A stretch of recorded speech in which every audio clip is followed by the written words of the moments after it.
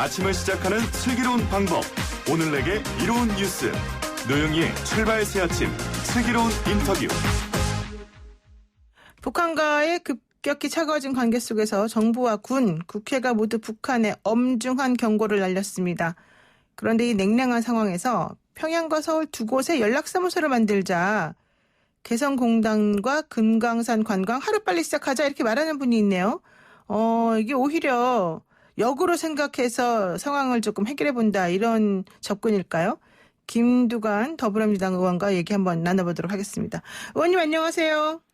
네, 안녕하십니까. 김두관 의원입니다. 네, 사실은 어제 북한 노동신문의 그 연락사무소 폭파는 첫 시작에 불과하고 상상을 훨씬 뛰어넘을 수 있는 것이 앞으로 이루어질 수 있을 것이다. 이런 얘기가 나왔습니다. 그래서 사실은 무력 도발도 우리가 걱정하고 있는 상황인데 여기에 대해서 우리 김 의원님께서는 좀 다른 생각이 있으신가 봅니다.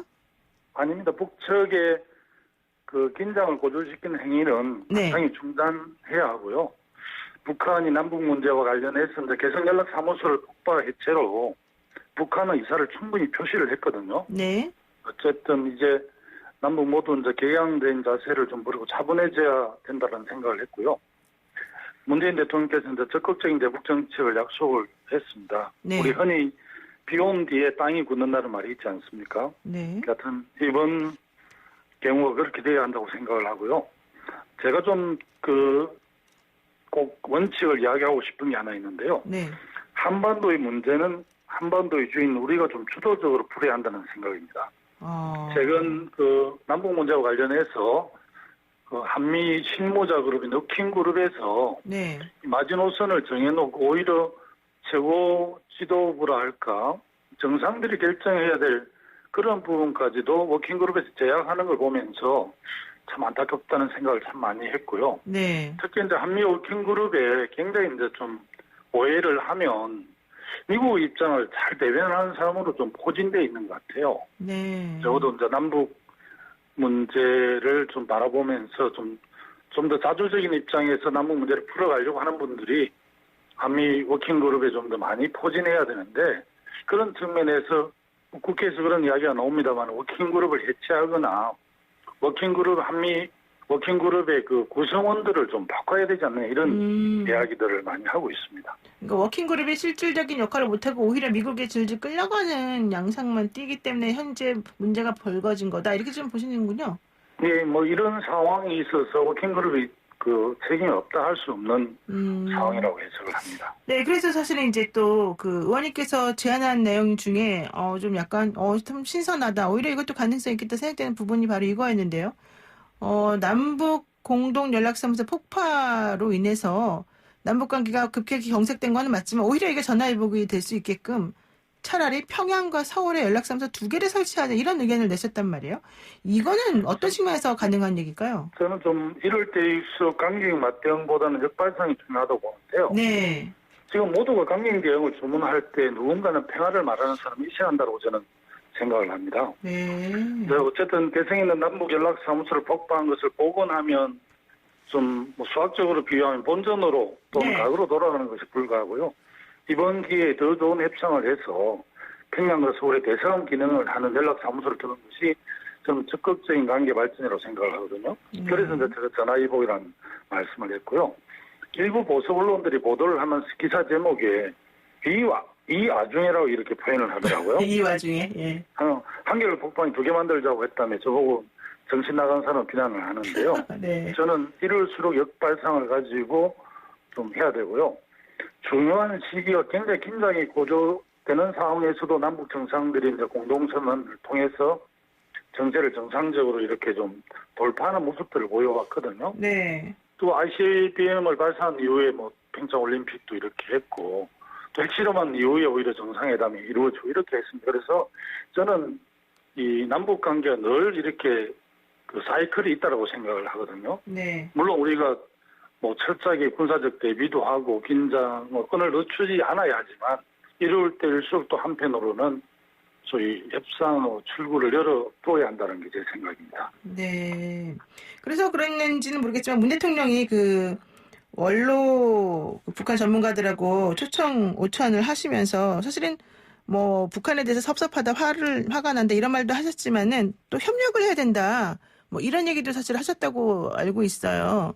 그게 바로 뭐 의원님이 말씀하시는 부분하고 대통령 연결되나요? 자신보다 오히려 이제 국민들이 좀 충격을 많이 받았을 것에 대한 염려를 대통령께서 하셨고요. 네. 여튼 어쨌든 계속해서 우리 이 군사적 긴장이 고조될수록 굉장히 국민들께서 많이 불안해하시고 또 어쨌든 남북 긴장이 고조되면 한반도 리스크가 굉장히 미치는 영향이 크기 때문에 네. 대한민국 어쨌든 북한을 잘 관리해야 될 그런 위치에 있지 않습니까? 그런 위치의 입장에서 남북 문제 전문가 전직 통일부 장관 전문가들 모시고 대통령께서 자문을 구하신 것 같더라고요. 네. 근데 어쨌든 이 자문하는 와중에 나온 게 그래도 북한하고 빨리 우리가 할 수 있는 거 적극적으로 협력하는 게 오히려 낫다라는 얘기를 하셨다는데 지금 의원님께서 주장하는 내용 중에 하나도 이겁니다. 빨리 개성공단을 돌리고 금강산 관광을 시행해야 냉전을 막을 수 있지 않느냐. 지금 북한이 우리에게 이거 왜 이런 행동을 하고 있겠느냐. 뭐 이제 이런 측면에서 말씀하신 것 같거든요. 네, 어쨌든 저는 냉전 시대를 회귀하는 것을 막아야 하고요. 제 주장은 개성과 금강산에 북한군이 들어와서 이렇게 포대를 설치하고 이런 건 어떻게 보면 대결의 길이고 우리 기업과 관광객들이 들어가는 것은 저는 평화의 길이라고 생각을 하거든요. 네. 힘들고 어려워도 이제는 결단을 해야 될 입장이고요. 어쨌든 개성공단에 우리 기업들이 많이 가서 지금 묶여있기 9천억에 가까운 재산이 묶여있고 사실 좀 많이 어렵잖아요. 네. 근데 북측 입장에서는 유엔 제재나 미국 반대 핑계 대지 말고 남북 경협에 적극적으로 나서라. 그러면 북측도 대화하고 함께 하겠다 이런 입장이기 때문에 저는 개성공단과 금강산 관광 재개와 관련해서 미국하고 협의하고 또 미국의 입장을 저희들이 좀 수용하기는 해야 되지만 너무 이렇게 미국 입장에 끌려가는 미국의 정해놓은 마주수는 하나도 돌파하지 못하는 것은 좀 남북 문제를 푸는 자세가 아니다로 생각합니다. 그런데 사실은 이제 우리 정부가 비공식적으로 북한 쪽에 특사를 보내겠다. 그래서 우리 한번 논의를 해보자라고 했는데 이거를 김여정 제1부부장이 공개적으로 거절한다 이렇게 얘기를 해버리고 공동연락사무소도 폭파한 상황인데 어떻게 우리가 그들하고 대화를 하고 그들에게 이런 제안을 할 수 있을까요? 북한 북측에 이제 특사 거부를 했을 뿐만 아니라 네. 우리 쪽에 서훈 국정원장하고 정의용 외교안보실장이 특사로 오겠다는 구체적인 이제 사람 이름까지 검명한 것은 외교적 관리에 매우 어긋나는 결례를 한 겁니다. 북한이. 그렇죠. 이 부분에 대해서는 북한이 비판받아야 하고요. 어려울수록 특사를 활용해서 이 상황들을 좀 풀기도 하는데 저는 오히려 한반도 남북 문제와 관련해서 좀 정권을 가진 특임 장관을 임명해서 이 특임 장관이 모든 실무적인 협의를 해서 최종적으로 대통령 재가를 받는 그런 방식으로 좀 풀었으면 하는 그런 생각도 해봤습니다. 그러니까요. 그렇게 이제 하면 좋은데 북한에 어떻게 우리들의 의사를 전달하고 얘기를 좀 구체적으로 나눌 수 있을지 지금 상황에서 그것도 저는 조금 우려스러운 부분이 아닌가 생각이 드는데요.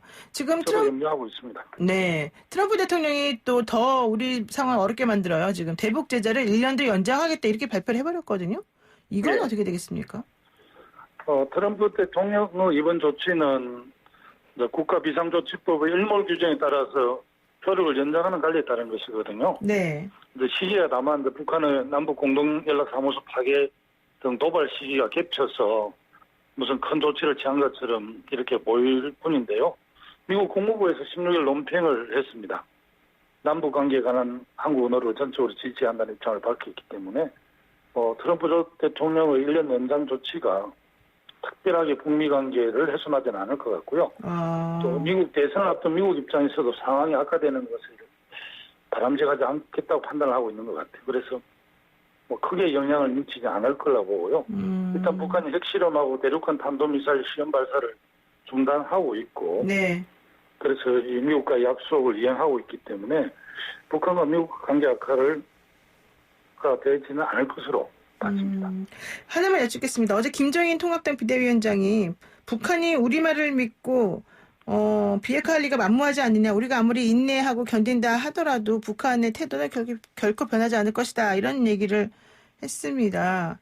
그렇다면 이런 상황에서 우리가 정말로 말씀하신 것과 같은 그런 사업을 추진하거나 이런 게 가능할까?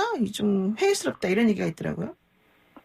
비핵화 문제와 관련해서 지난번에 이제 싱가포르 하노이 북미 정상회담을 하고 남북 정상과 트럼프하고 이제 판문점에서 만나기도 했잖아요. 네. 비핵화는 북미 회담으로 풀 수밖에 없는 것은 현실이고요. 저는 이제 비핵화는 그렇다 하더라도 남북 협력 프로세스를 가동할 필요가 있거든요. 네. 그렇게 필요하고 또 비핵화와 관련해서 이제 가능한 조건은 북한은 체제 보장하고 경제적 번영을 약속하는 건데 그렇죠. 이게 이제 북미 간의 신뢰 이런 것들이 있어야 하는데 어쨌든 그런 신뢰 관계들이 깨졌고 최근에 그 볼턴이 뭐 7월인가 자서전을 낸다고 지금 외신들에서 많이 보도를 하고 있는데요. 근데 볼턴 국가안보보좌관이 트럼프 대통령한테 북한하고 북미 관계를 리비아식으로 모델로 이야기를 했다는 거예요. 네. 그러니까 이제 북한 김정은 위원장이 이제 뭐 화가 나서 상당히 이게 진전이 안 됐다 이런 이야기를 하는데 아마 미국의 네오콘들이 북미 관계가 이렇게 좀 정상화되면서 한반도 종전선언, 평화선언, 북미 외교 관계 수립, 뭐 체제 보장 이런 거에 나아가는 것에 대해서 미국의 네오콘들이 동의하지 않는 게 이번 아마 7월에 나올 자서전에 내용들이 많이 있는 것 같아요. 네. 그러니까 뭐 비핵화 문제하고 우리의 경제적인 협력 문제 이런 것들을 좀 분리해서 생각해봐야 된다 이런 얘기인 것 같습니다. 예, 예, 오늘 말씀 여기까지 듣도록 하겠습니다. 고맙습니다. 예, 고맙습니다. 네, 지금까지 김두관 더불어민주당 의원이었습니다.